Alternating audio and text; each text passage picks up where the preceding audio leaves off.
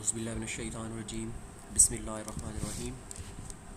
अस्सलाम वालेकुम to all of you. उम्मीद करता हूँ आप सब खैरियत से होंगे।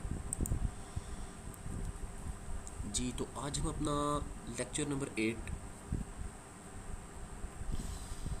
इस लेक्चर में हम कॉन्टीन्यूस फंक्शंस को देखते हैं कि कॉन्टीन्यूस फंक्शंस क्या होते हैं विद सिंगल वेरिएबल और 2 और 3 मल्टी वेरिएबल्स को भी डिस्कस करेंगे और उनकी ज्योमेट्री को डिस्कस करेंगे कि ज्योमेट्रिकली हम जो है कॉन्टीन्यूस फंक्शंस को कैसे देख सकते हैं। मतलब मैथमेटिकली तो हमने चेक किया, हम उसकी लिमिट्स फाइंड करते हैं। अगर लिमिट्स एग्जिस्ट करती हो, left hand limit right hand limit exist कर रही हो, तो हम कहते हैं कि द फंक्शन इज़ कॉन्टीन्यूस। लेकिन अगर हम ज्योमेट्रिकली बात करें तो फिर हमें कैसे पता चलता है कि कोई फंक्शन हमारे पास कॉन्टीन्यूस है या नहीं है।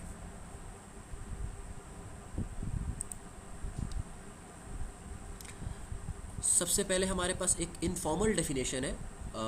अगर हमारे पास कोई वन वेरिएबल फंक्शन हो तो उसको इनफॉर्मली अगर हम बात करें उसकी ज्योमेट्री की, कि कैसे हमें ज्योमेट्री से पता चलेगा कि वो फंक्शन कॉन्टीन्यूस है या नहीं है। तो a function is continuous if we draw its graph by a pen such that the pen is not raised so that there is no gap in the graph of the function। अब इस बात का मतलब क्या है? बहुत ही simple सा मतलब है। मतलब आपके पास जो भी कोई ग्राफ हो, अगर आप वन वेरिएबल की बात कर रहे हो तो आपके पास इस ऐसी इक्वेशंस का या ऐसे फंक्शंस का लीनियर ग्राफ आएगा। ठीक है, तो लीनियर ग्राफ्स में आप जब उस ग्राफ को ड्रा कर रहे हो तो आप कॉन्टिन्यूसली उस ग्राफ को ड्रा कर दो। ठीक है, चलिए इसको मैं आपको ड्रा करके बता देता हूँ। फॉर एग्ज़ाम्पल ये देखें, मैंने यहाँ से कोई स्ट्रेट लाइन ड्रा करना स्टार्ट की और फिर ये बीच में थोड़ा सा गैप आ गया, फिर मैंने उस लाइन को कंटिन्यू किया, तो अब ये डिसकंटिन्यूस है, इसमें ये गैप आ गया। ठीक है, तो इनफॉर्मली जब आप बात करोगे कि कोई भी फंक्शन जो है वो कंटिन्यूस होगा, वन वेरिएबल की हम बात कर रहे हैं। वन वेरिएबल के लिए आप let's say f of x is equals to x plus 1 हो सकता है, एक्स प्लस 2, एक्स प्लस 3, कुछ भी, मतलब इस तरह की जो लीनियर इक्वेशन होती है।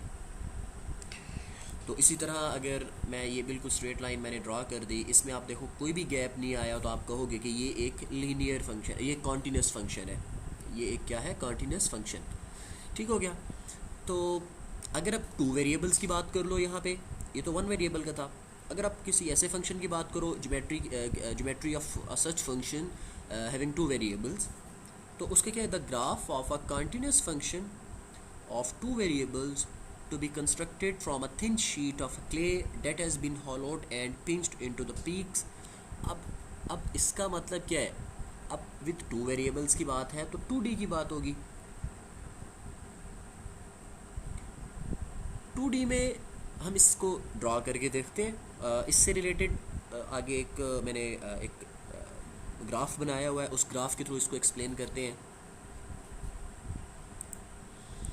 उसके बाद है कि हम बात जो कर रहे हैं इनफॉर्मली, हमने पहले देखा कि हम ज्योमेट्री की जो बात कर रहे थे, अगर मैथमेटिकली हम बात करें किसी भी फंक्शन ऑफ टू वेरिएबल्स की कंटिन्यूटी की बात करें, तो उसमें हमारे पास कुछ ये चीज़ें होती हैं जिनके साथ हम डील करते हैं, या ये पॉइंट्स होते हैं जिन पॉइंट्स को हम देखते होते हैं, और इन ये पॉइंट्स सेटिस्फाई कर जाएं तो फिर हम कहते हैं कि हमारे पास जो फंक्शन है वो कॉन्टीन्यूस है।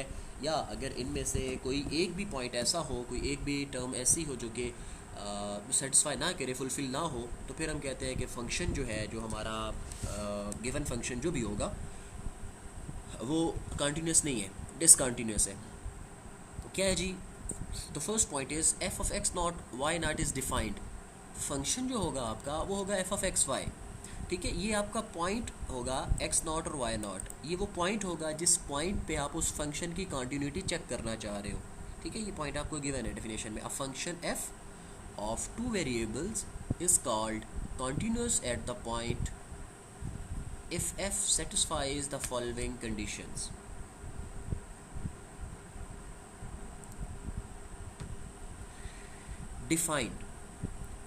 डिफाइंड का फंक्शन के डिफाइन होने का क्या मतलब है? कि अनडिफाइंड फॉर्म ना है। सिंपल है, अनडिफाइंड फॉर्म नहीं आनी चाहिए। मतलब अनडिफाइंड फॉर्म कैसे आती है? कि फंक्शन आपके पास इन्फिनिटी ना आए, 0/0 फॉर्म नहीं आनी चाहिए, इन्फिनिटी बाय इन्फिनिटी फॉर्म नहीं आनी चाहिए, 1/0 मतलब एनी नंबर डिवाइडेड बाय 0 नहीं होना चाहिए, कोई नंबर 0 1 2 3 कोई भी नंबर आपके पास रियल नंबर आ जाए। अच्छा, उसके बाद सेकंड पॉइंट इज़ कि जब आप उसमें पॉइंट पुट करो तो लिमिट एग्जिस्ट करे। लिमिट एग्जिस्ट करने का क्या मतलब है कि जब आप लिमिट्स अप्लाई करो तो वो डिफाइंड होनी चाहिए, ठीक है। अगर आपको याद हो, मैं रिकॉल करवा दूँ आपको, इंटरमीडिएट के ये कंसेप्ट हैं कि आप left hand limit, right hand limit, और कैलकुलस में भी, कैल 1 में भी आपने ऑब्वियसली ये किए हुए हैं, left hand limit right hand limit आप फाइंड करते थे। अगर वो लिमिट एग्जिस्ट कर जाए तो वो फंक्शन को आप क्या कहते हो, तो कॉन्टीन्यूटी आगे फंक्शन। मैं इससे रिलेटेड आपके साथ कुछ क्वेश्चंस भी शेयर कर दूंगा, प्रैक्टिस क्वेश्चंस, तो जिसकी प्रैक्टिस आप ज़रा आसानी से कर लोगे। उसके बाद हम आ जाते हैं कि ये जो हमने पॉइंट्स डिस्कस किए हैं इनकी कुछ जस्टिफिकेशन करते हैं, justification of 3 points involving in the definition of the continuity, कि हम इन पॉइंट्स की जो हमने बात की हम इनकी जस्टिफिकेशन कैसे कर सकते हैं। देखते हैं जी। सबसे पहले हमने फॉर एग्जांपल एक function consider the function of 2 variables x square plus y square into log of x square plus y square.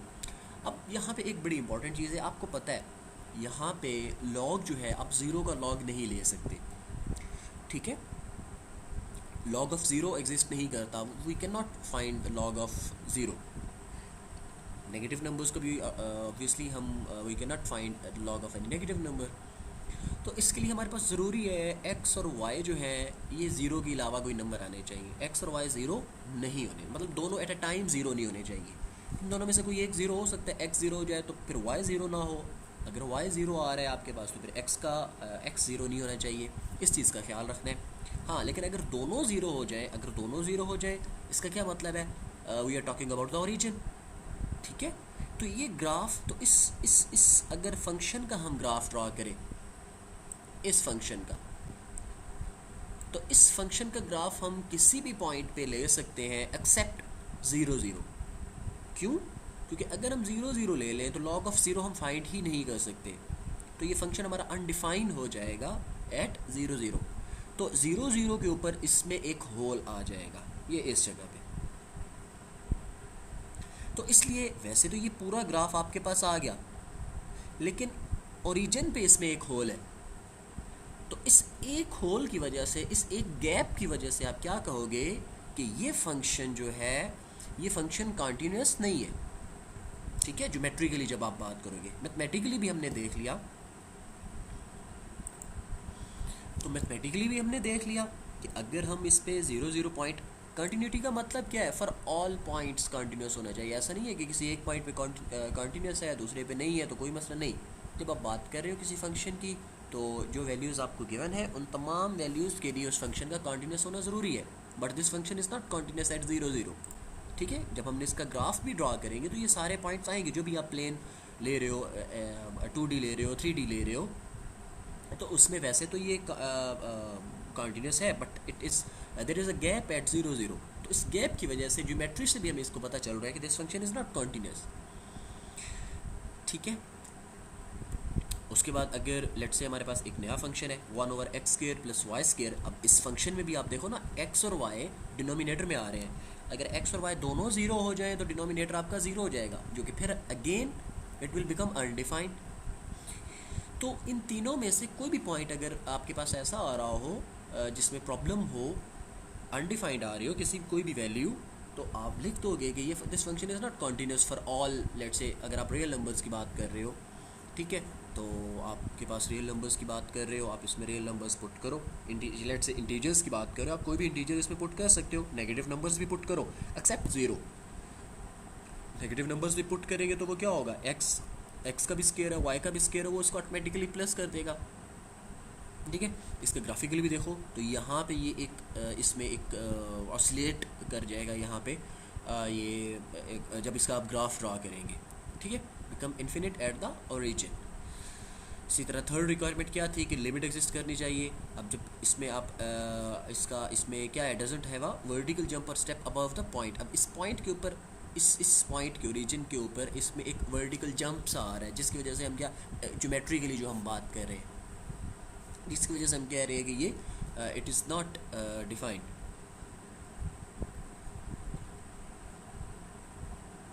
अब हम एक और फंक्शन चूज़ करते हैं, कंसीडर ये बेसिकली मैं आप लोगों की आसानी के लिए इन तमाम एग्जांपल्स को करता जा रहा हूँ। मैं सारी एग्जांपल्स को एलेबोरेट नहीं कर रहा, सिर्फ और सिर्फ इस वजह से कि आपके लिए ये आपने ख़ुद ये चीज़ें इसको एलेबोरेट करोगे, सर्च आउट करोगे इन चीज़ों के बारे में, जो चीज़ें यहाँ पे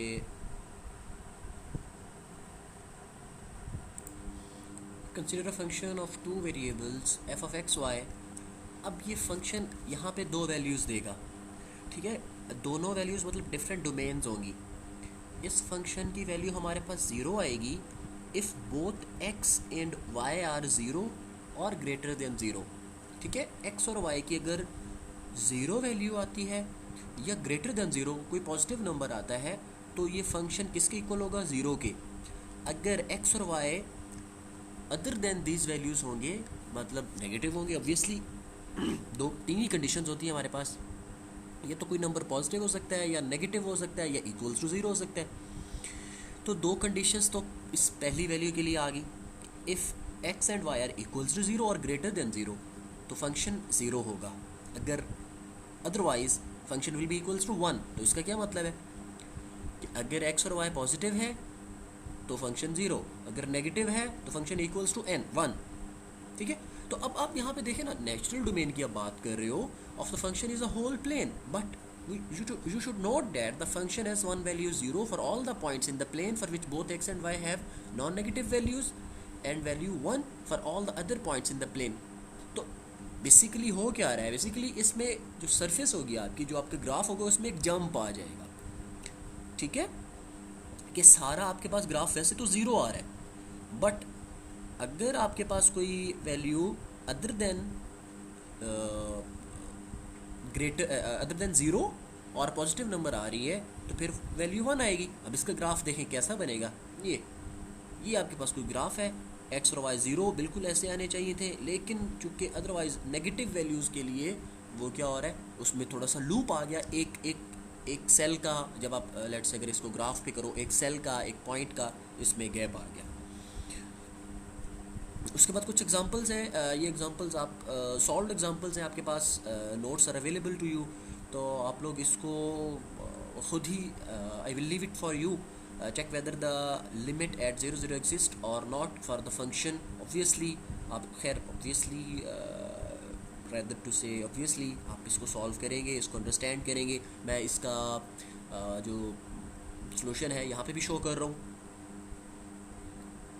You just have to understand this example and I will give you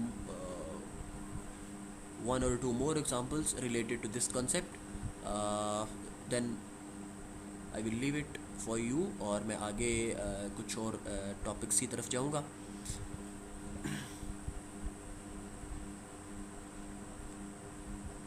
यहाँ पे ये आपके पास एक ट्रिग्नोमेट्रिक फंक्शन आ गया है बेसिकली, एज सच इसमें एक आप थ्योरम यूज़ करेंगे। थ्योरम इज़ अबाउट कि अगर sine it's in the maths book of grade 12, ठीक है, चैप्टर नंबर 1 में है ये थ्योरम।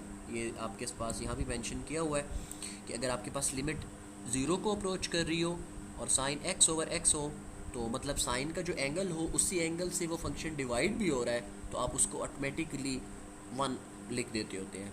ठीक है, फंक्शन कैसा है हमारे पास कि फंक्शन अगर आप एक्स वाई की वैल्यू ज़ीरो के अलावा कोई पुट करो तो sine x square plus y square over x square plus y square ये फंक्शन आप यूज़ करोगे। अगर एक्स और वाई ज़ीरो पुट करो तो आप 1 यूज़ करोगे। ठीक है, इस पे अब आप फंक्शंस की कंटिन्यूटी चेक करेंगे। This is again an assignment for you.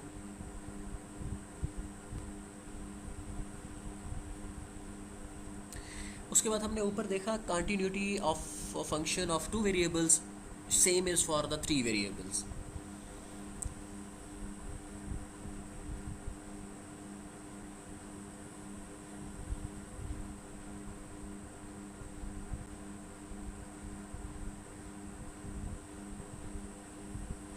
Then हमारे पास कुछ एग्जांपल्स हैं, सॉरी रूल्स हैं, rules for the continuous function. If G and H are continuous functions of one variable then f of x y equals to g of x, h of y is a continuous function of x and y। मतलब आपको given functions हैं कि f और g और h अगर आपके पास continuous है तो इनका प्रोडक्ट भी आपके पास कंटिन्यूस ही आएगा। ठीक है, इसी तरह अगेन अगर आप उसको कंपोजिट फंक्शन हम इसको कहते हैं, तो ये अगर दो फंक्शंस आपको कंटिन्यूस गिवन है तो उनका कंपोजिट फंक्शन भी ऑटोमेटिकली क्या होगा, कंटिन्यूस ही होगा।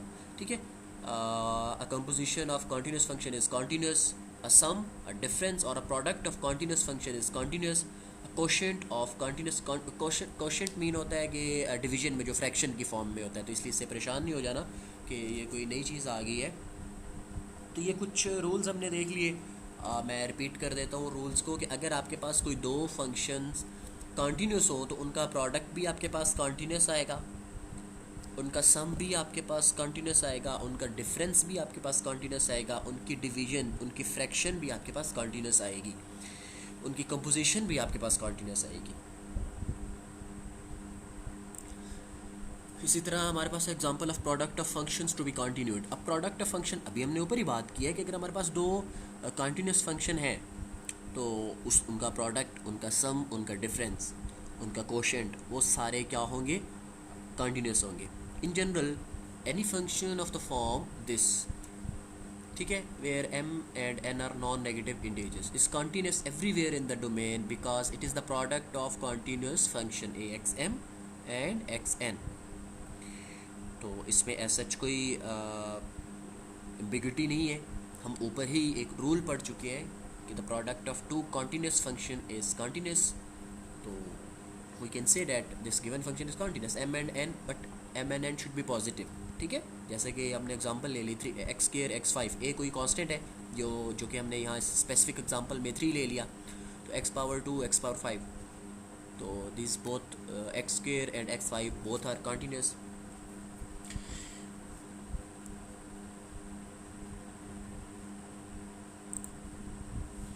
कंटिन्यूटी से रिलेटेड एक और कंसेप्ट है, it is continuous everywhere. Everywhere means आप इसको बाय टाइटल ही आपके सामने है, एवरीवेयर, हर पॉइंट पे, at every point of the space. ठीक है, इसी तरह अगर लेट्स से आपके पास कोई भी फंक्शन है, अगर वो आप 2D में फंक्शन है, मतलब 2 वेरिएबल फंक्शन है, 3 वेरिएबल फंक्शन है, 2D या 3D की अगर आप बात कर रहे हो, तो अगर वो 2D में या 3D में कंटिन्यूस है, तो इसका मतलब क्या है कि वो that is continuous all over the R space, जो रीजन है R is the real space आपके पास। इससे रिलेटेड हमारे पास एग्जांपल्स है, जैसे कि हमारे पास एक फंक्शन है f of x y, 2 variable function है, log of 2x minus y plus 1। ठीक है, तो this function will be continuous in the whole region where y minus 2x is greater than y minus 1 और y is less than 2x plus 1। यहाँ पे मतलब simple क्या किया गया, इस 1 को इधर शिफ्ट किया गया। ठीक है, अब ऐसा क्यों है, अब देखिए ना, 2x minus y plus 1 log 0 भी नहीं होना चाहिए। ठीक है, log of 0 आप नहीं ले सकते हो और log of नेगेटिव नंबर भी आप नहीं ले सकते हो। ठीक है, तो आप बेसिकली लिखोगे क्या, आप बेसिकली ये लिखोगे कि आप लिखोगे कि 2x minus y plus 1 this must be greater than 0। ये इक्वल्स टू 0 भी नहीं हो सकता क्योंकि आपके पास log का फंक्शन है। ठीक है, मैं रिपीट कर रहा हूँ, ये 0 के इक्वल भी नहीं हो सकता क्योंकि log का फंक्शन है और log ऑफ 0 एग्जिस्ट नहीं करता, इसलिए आपने इस चीज़ का ख्याल रखना है। मैंने इसलिए यहाँ पे क्या जो इनइक्वलिटी यूज़ की है वो स्ट्रिक्टली ग्रेटर देन 0 है। ठीक है, तो आप इससे देखें ना, ये y और 1 को अगर इधर ट्रांसफ़र करो तो y इधर माइनस है, इस साइड पे आके क्या हो जाएगा, प्लस हो जाएगा, 1 प्लस का तो माइनस हो जाएगा, ऐसे आप लिख सकते हो। या सिंपल आप बस y को इधर शिफ्ट कर दो तो 2x plus 1 greater than y। ठीक है, आप इसको अब ये अच्छा, दूसरी चीज़ ये कि हम ये ग्राफ कैसे ड्रा कर सकते हैं। तो अगर आपको याद हो तो आप ये मतलब सेकेंडरी ग्रेड से लेके चल रहे हो ग्राफ ड्रा करना है कि हम किसी भी पॉइंट का ग्राफ कैसे ड्रा करते होते हैं। कोई इक्वेशन हमारे पास आ जाती है, हम बेसिकली क्या करते हैं, यहाँ पे हमारे पास जब भी हमने ग्राफ ड्रा करना होता है ना, हमारे पास 2 वेरिएबल्स होते हैं, एक डिपेंडेंट वेरिएबल होता है, एक इंडिपेंडेंट वेरिएबल। ठीक है, यहाँ पे हमारा x इंडिपेंडेंट वेरिएबल है, y हमारा डिपेंडेंट वेरिएबल है। आप इसकी एक इक्वेशन बनाएंगे ठीक है, लाइक आप इसको ग्राफ ड्रॉ करने के लिए, ठीक है, let's say y equals to, just for the sake of graph, आपकी एक्चुअल इनइक्वालिटी है, इक्वेशन नहीं है, बस ग्राफ को एक आइडिया कर लगाने के लिए कि हमारा ग्राफ कैसा बनेगा, आप ये ड्रॉ करोगे y equals to 2x plus 1, ठीक है, आप एक टेबल बना लेंगे, ठीक है, उस टेबल में आप क्या करते हैं, आप ऊपर इंडिपेंडेंट वेरिएबल को लेते होते हैं, नीचे डिपेंडेंट वेरिएबल को, ठीक है। अब लेट से आप डिफरेंट वैल्यूज़ पुट करोगे, फॉर एग्जांपल मैं -2 पुट करता हूँ, अगर मैं x की जगह -2 पुट करूँ तो 2 इंटू -2 -4 प्लस 1, तो आपके पास क्या आ जाएगा -3। अगर x -2 आप चूज़ करो तो y आपका क्या आता है -3। इसी तरह अगर आप x -1 पुट करो, ठीक है, तो -2 प्लस 1 -1। इसी तरह आप 0 पुट करोगे, 1 पुट करोगे, 2 पुट करोगे, आपके पास एक ग्राफ का सीक्वेंस आ जाएगा, ठीक है। आप उन पॉइंट्स को मेंशन कर लोगे, जैसा कि ये लाइन आ रही है आपके पास, ये जो एरो हेड लगा हुआ है, ठीक है। अब now y is less than 2x plus 1, ठीक है। तो अब आप इसमें क्या करोगे, ये जो इससे less towards negative y axis आपका इस लाइन के नीचे टूवर्ड्स द रीजन, और उससे इस तरफ ये सारा आप इसको शेड कर लोगे कि ये हमारे पास ग्राफ इस तरह का कुछ आ रहा है।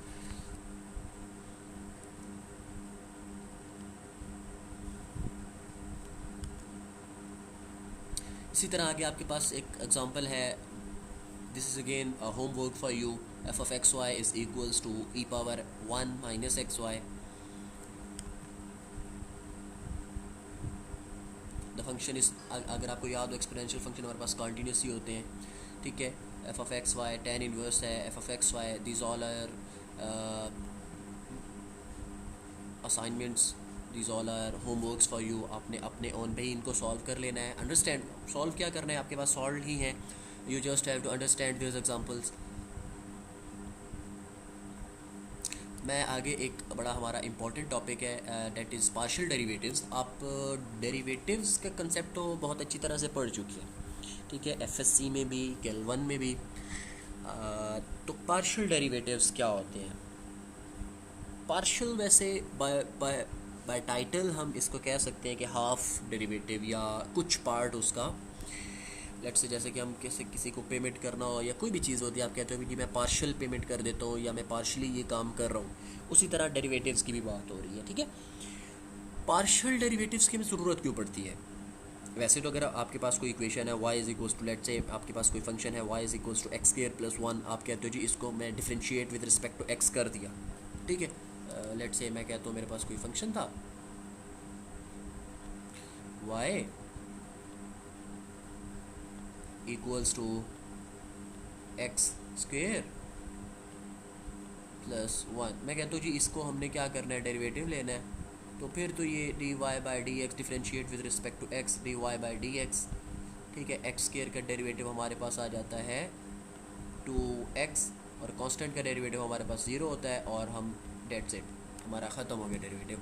Partial derivatives when we are dealing with more than one variables, ठीक है, जब हमारे पास जो इंडिपेंडेंट वेरिएबल हो वो अगर हमारे पास independent variables, dependent independent variable mixed हो जाए या मिक्स्ड वेरिएबल्स आ जाए हमारे पास, मतलब हमारी इक्वेशन ऐसी हो जिसमें x और y दोनों इन्वॉल्व हो, तो फिर हम पार्शियल डेरिवेटिव्स की तरफ आ जाते हैं, ठीक है। मतलब पार्शियल डेरिवेटिव कैसे पता चलता है हमें? अब जैसे कि ये इक्वेशन थी, हमने इसमें x को डिफरेंशिएट, वेरिएबल है हमारा, हमने इसको डिफरेंशिएट कर लिया, हमने कहा पावर स्टार्ट में आ जाएगी, पावर में कमी होगी, 1 लेस किया, 2x, हमारा डेरिवेटिव ख़त्म। अगर हमारे पास कोई ऐसी इक्वेशन आ जाए, let's say 2x square y cube, ठीक है, y क्यूब है हमारे पास, प्लस बीच में मैं कहता हूँ प्लस 2 या 3y। अब इसको डेरिवेटिव लेना हो, इस तरह की कुछ इक्वेशंस का, ऑब्वियसली हम एग्जांपल्स को आगे डिस्कस भी करेंगे। तो फिर हम पार्शियल डेरिवेटिव्स इसलिए यूज़ करते हैं, पार्शियल डेरिवेटिव की हेल्प से हमारे लिए ये आसानी हो जाती है कि हम x का सेपरेटली ले सकते हैं और y का सेपरेटली। पार्शियल डेरिवेटिव में अगर मैं partial derivative with respect to x ले रहा हूँ, तो फिर मैं x को एज अ वेरिएबल कंसीडर करूँगा और y को कांस्टेंट कंसीडर करूँगा, ठीक है। या अगर मैं partial derivative with respect to y ले रहा हूँ तो y मेरा वेरिएबल होगा, x मेरा कांस्टेंट कंसीडर किया जाएगा, ठीक है। तो इस चीज़ का ये बेसिकली हमें फ़ायदा हो जाता है पार्शियल डेरिवेटिव्स का, ठीक है। इसकी थ्योरी आपके सामने, हम थोड़ा सा थ्योरी को डिस्कस कर लेते हैं। Let f be a function of x and y if we hold y constant, ठीक है। वी से डैट कि y is equals to y naught, y को हम वेरिएबल नहीं कर रहे, हम खुद ज्यूम कर रहे हैं फॉर आवर कन्वीनियंट, ठीक है। And view x as a variable, then f of x y naught is a function of x alone, ठीक है, क्योंकि हमने इसको खुद कांस्टेंट कंसीडर कर लिया है। तो जब आप इसका डेरिवेटिव लोगे तो वो विद रिस्पेक्ट टू x आएगा। ऑन द अदर हैंड अगर आप x को कांस्टेंट कर लो तो आपका फंक्शन कुछ इस तरह का हो जाएगा, और फिर आप उसको with respect to y derivative लोगे, x आपका कांस्टेंट आ जाएगा, ठीक है। ये इस तरह करके।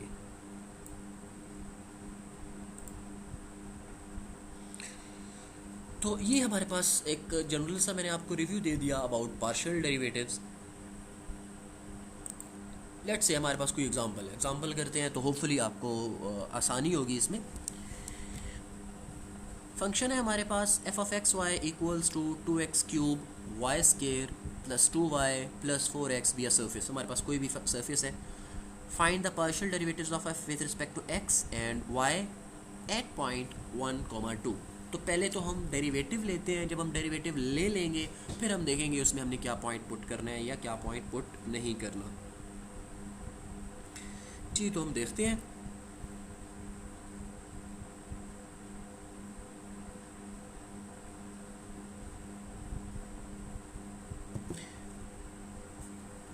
f ऑफ x, अब ये सबस्क्रिप्ट में जो x लिख रहे हैं इसका क्या मतलब है हमारे पास? सिंपली इसका मतलब है हम derivative with respect to x ले रहे हैं।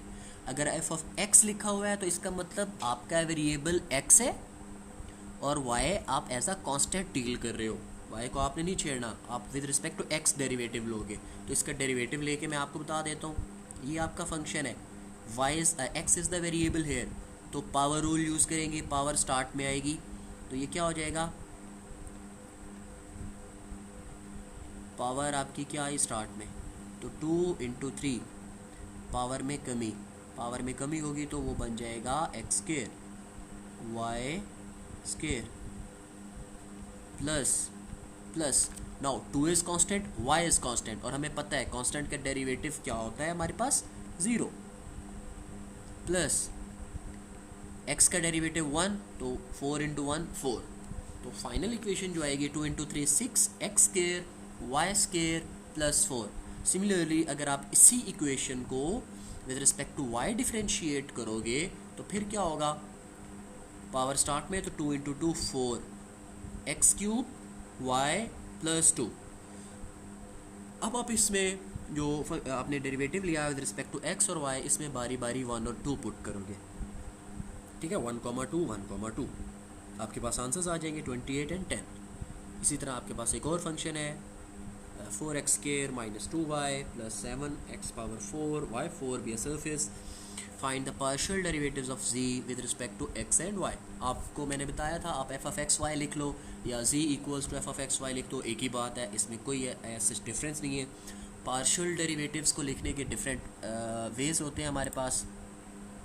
अगर f था तो सब्स्क्रिप्ट में आपने x लिख लिया, अगर इस तरह नहीं है तो पार्शियल डेरिवेटिव का ये सिंबल होता है curl z over curl x। जब आप विद रिस्पेक्ट टू x ले रहे हो तो या partial derivative of z with respect to x या curl z over curl x, ठीक है। अगर आप विद रिस्पेक्ट टू y ले रहे हो तो फिर आप क्या लिखते हो, partial derivative of z over partial derivative of y with respect to y, तो curl z over curl y। आगे आपके पास काफ़ी सारी एग्जांपल्स हैं। Let z is equals to this x square sine square y। अब इसमें डिपेंड करता है आप किसके रिस्पेक्ट से ले रहे हो। अगर आप विद रिस्पेक्ट टू x ले रहे हो तो ये आ जाएगा 2x साइन स्केयर y, ठीक है, 2x साइन स्केयर y। अगर आप विद रिस्पेक्ट टू y ले रहे हो x स्केयर आपका एज इट इज़ आ जाएगा, पावर स्टार्ट में, पावर में कमी साइन y, साइन का डेरिवेटिव कॉस, तो 2 साइन y कॉस y। ये हमारे पास एक फार्मूला होता है, this is equals to sine 2y। ये फार्मूला है, आप लोगों ने इसको नोट कर लेना है sine y two sine y cos y, ये आपके पास साइन टू वाई के इक्वल होता है, ठीक है। होपफुली आपको पार्शियल डेरिवेटिव का कंसेप्ट थोड़ा बहुत समझ में आ गया होगा। हम इसको इससे रिलेटेड कुछ और क्वेश्चंस, कुछ टर्म्स हम इन द नेक्स्ट लेक्चर भी डिस्कस करेंगे इंशाल्लाह। अभी इससे रिलेटेड 2 से 3 एग्जांपल्स मैं आपको दूंगा, जिन एग्जांपल्स की आपने प्रैक्टिस करनी है। उनकी just you have to practice those examples, उसमें कोई आपको सॉल्व नहीं करना पड़ेगा, सॉल्यूशन भी गिवन है, बस आपने उसको प्रैक्टिस करना है, उसको अंडरस्टैंड करना है। If you feel any problem in understanding this concept, any example, any question, any point, तो आप मुझसे कंसल्ट कर सकते हो, कमेंट्स में मैसेज कर दें, कोई भी कमेंट कर दें, मुझे पर्सनल मैसेज सेंड कर सकते हो आप। इंशाल्लाह I will try to clear your all confusions. तो आगे एग्जांपल्स की तरफ आ जाते हैं। आपके पास है log x square plus y square divided by x plus y. इसका सोल्यूशन आप देखोगे, सोल्यूशन आपके पास मौजूद है स्क्रीन पे। x4 sine x y cube cos of x5 y4, ये फंक्शन आपको गिवन है, इसका आपने पार्शियल डेरिवेटिव फाइंड करना है। ये फंक्शन ऑफ 3 वेरिएबल्स है।